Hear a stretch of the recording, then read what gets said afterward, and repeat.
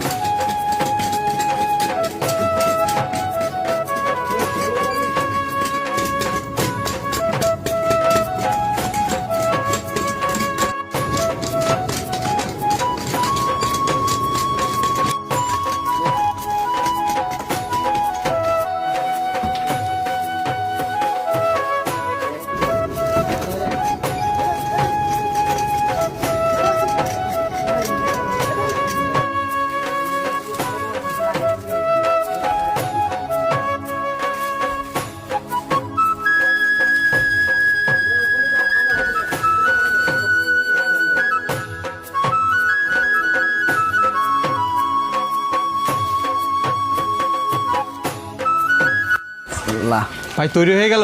জি ভাই, হেতুগুলা যে আপনারা দেখাইলাম এখন যাচ্ছি বিক্রি করার জন্য।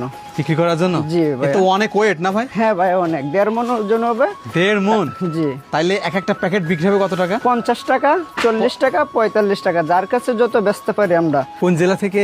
আমরা ব্রাহ্মণবাড়িয়া, নাসিরনগর থানা, ডমন্ডল গ্রাম।